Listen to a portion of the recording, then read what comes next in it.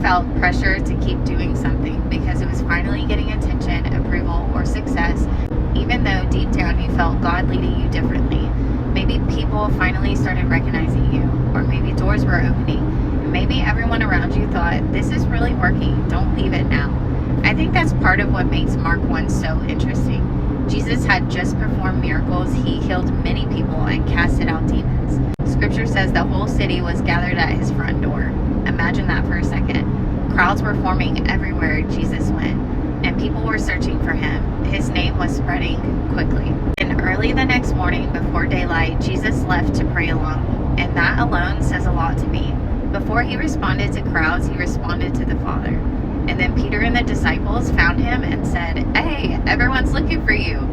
I don't necessarily think Peter meant anything wrong by what he said. From a human perspective, it probably sounded exciting. Ministry was finally growing, people were interested, and momentum was building. But what stands out is that Jesus didn't stay where he was most wanted. Instead, he said, "Let us go into the next towns, because for this purpose I have come." And that's powerful. The disciples were focused on the crowd searching for Jesus, and Jesus was focused on the reason he came. And honestly, I think we still struggle with this today. We can start measuring success by attention or numbers or recognition or how many people want something from us. But Jesus never let popularity become his compass.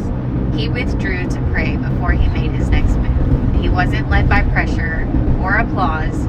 Jesus was led by purpose. Sometimes the hardest thing to do is walk away from what looks successful in order to stay obedient to what God is actually calling you to do.